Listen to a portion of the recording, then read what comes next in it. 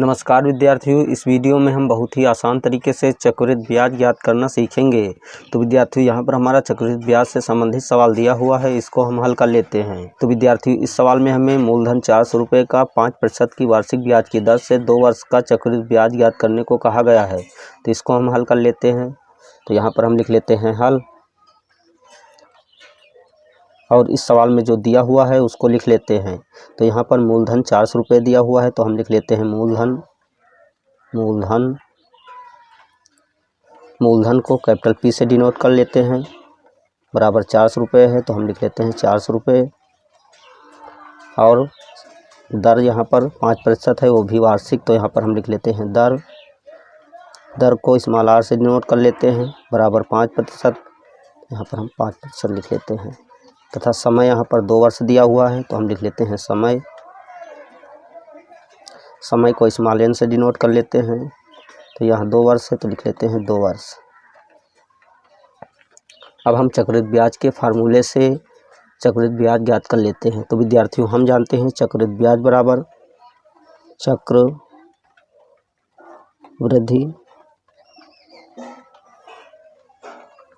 ब्याज बराबर P into बड़ा ब्रैकेट ये छोटा ब्रैकेट 1 प्लस R बटे 100, अर्थात स्मॉल r बटे 100 की घात n माइनस 1। यही चक्रवृद्धि ब्याज का फार्मूला है। तो इस फार्मूले में हम इन सभी मानों को रख देते हैं, बराबर P का मान यहाँ पर देखते हैं 400 रुपये है, तो हम यहाँ पर 400 लिख लेते हैं और बड़ा ब्रैकेट लगा देते हैं। फिर छोटे ब्रैकेट में 1 प्लस R का मान यहाँ पर देखते हैं 5 है, तो यहाँ पर 5 लिख लेते हैं और बटे में 100 लिख लेते हैं। अब छोटे ब्रैकेट को क्लोज करके इसकी पावर n है, अर्थात घात n है, तो n का मान यहाँ पर 2 है, तो 2 लिख लेते हैं और माइनस का 1 लिख लेते हैं। अगले स्टेप में 400 को ऐसे लिखा रहने देते हैं, बड़े ब्रैकेट को लगा देते हैं। 5 एकम 5, 20 पंजे 100 होता है, तो यहाँ पर हम छोटे ब्रैकेट में 1 प्लस 1 बटे 20 लिख लेते हैं और पूरे की घात 2 लगा देते हैं और फिर माइनस 1 लिख लेते हैं। अगले स्टेप में 400 को ऐसे लिखा रहने देते हैं, बड़ा ब्रैकेट लगा देते हैं, फिर छोटा ब्रैकेट लगा देते हैं और 1 में 1 बटे 20 को जोड़ते हैं, अर्थात एलसीएम लेकर जोड़ते हैं, तो हमें 20 एकम 20 और 1 21 बटे 20 प्राप्त होता है, तो 21 बटे 20 लिख लेते हैं और फिर छोटे ब्रैकेट को क्लोज करके घात 2 लगा देते हैं, माइनस का 1 लिख लेते हैं, बड़े ब्रैकेट को क्लोज कर देते हैं। अगले स्टेप में 400 को ऐसे लिखा रहने देते हैं, बड़ा ब्रैकेट बना लेते हैं। अब 21 बटे 20 का वर्ग करते हैं, तो हमें 441 बटे 400 प्राप्त होता है, तो 441 बटे 400 लिख लेते हैं और माइनस का 1।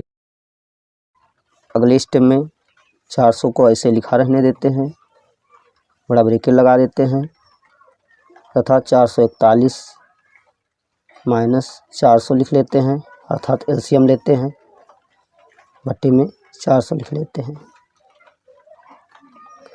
यहाँ पर अगले स्टेप में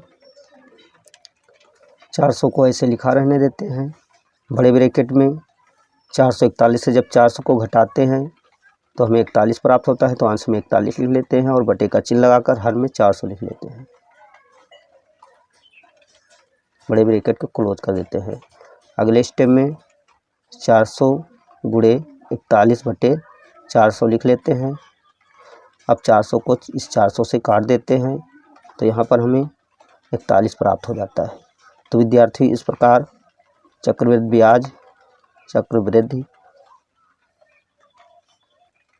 ब्याज बराबर 41 रुपये प्राप्त हो जाता है।